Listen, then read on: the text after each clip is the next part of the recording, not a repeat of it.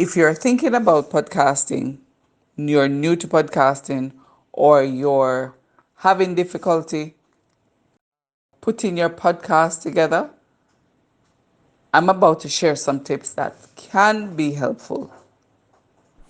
My name is Claudia, and I work with authors, podcasters, and online coaches creating beautiful content. So, join me in this episode. Let's get started. Number one, always have a backup audio.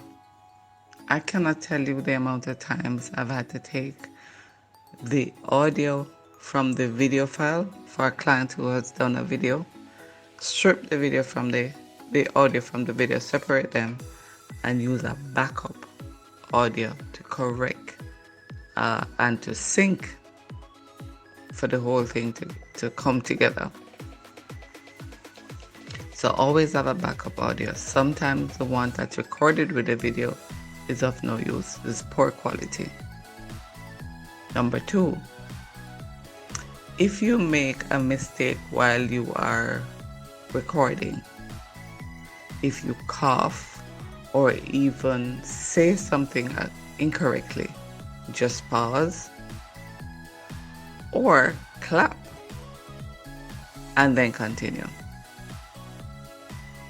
Number three, be consistent when posting. Consistency is king. They say content is king. Content is king because that's what you're doing. But consistency is king.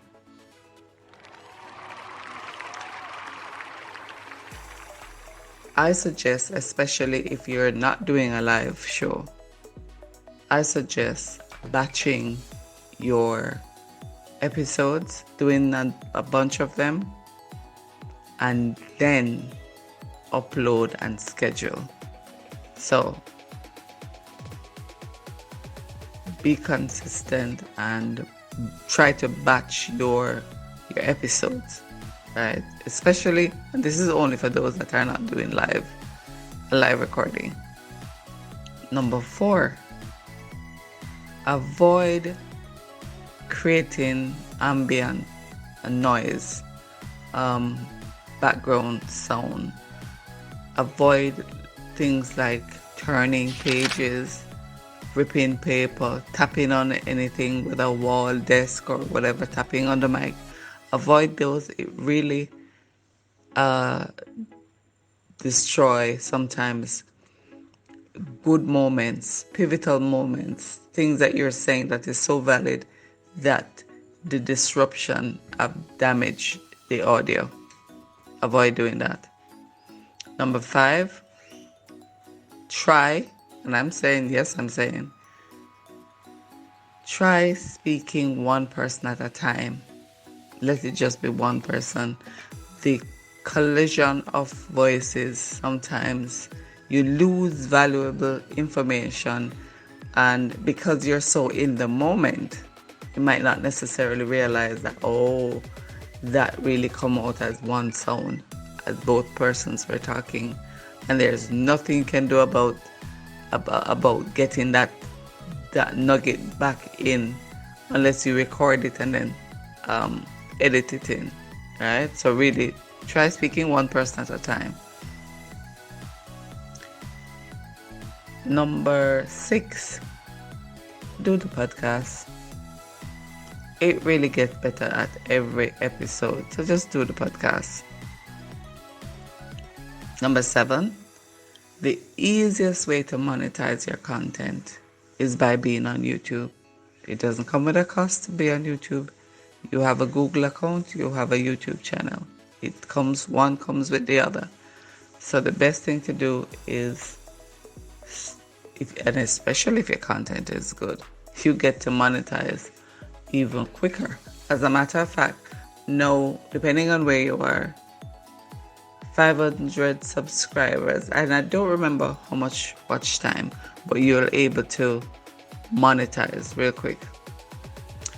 Number 8, get a team just to make the work lighter.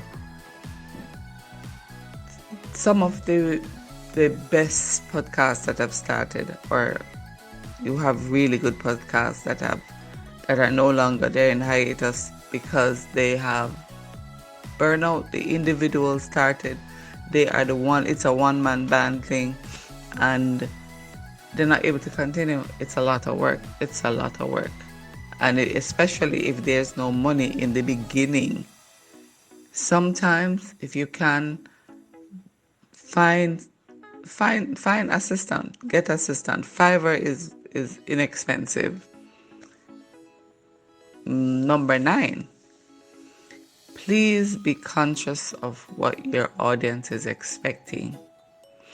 Once you're feeding your audience and you're feeding them well, time after time you deliver, and the information that you're giving them is what they're expecting. For example, if you're covering any topic where you're passing on information that is even like a lesson, be mindful of what the next thing is that would tie the thing together, or just be mindful of what your audience is saying, because their audience sometimes give very good feedback that will even help you to create new episodes.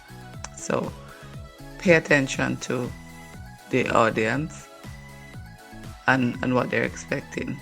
Okay. Number 10, engage your audience by asking questions. Ask questions, believe you me, they will answer. Tell them to put it in the comment below. Let them ask the questions, and there were lots of nuggets in the questions that they ask. Yes, you go find some people spamming or asking all sorts of foolishness, but you're not concerned about that. You're concerned about the ones that are going to really ask you questions that they're looking for answers that will help you to create more episodes. It's a win-win. And my bonus tip to you is branding. Start out by branding.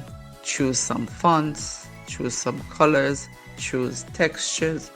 Decide on how you want to appear and be consistent. Remember, there is a thing named rebranding. So even if later down the road you realize, I really want to change my color, you get to do that. But from the jump, start by branding the voice, the how you're perceived, how you come across. Is it bougie? Is it sophisticated? Is it laid back? Is it relaxed? Is it bright colors? Are you using earth tone? Is it colliding with your message, or you want to match the message? For example, if you're doing something like horror story, you talk about horror story, black would probably look good. Black and silver, black and yellow, black and white. Or if you're talking about wedding and stuff, you want to use pastels and all of those things.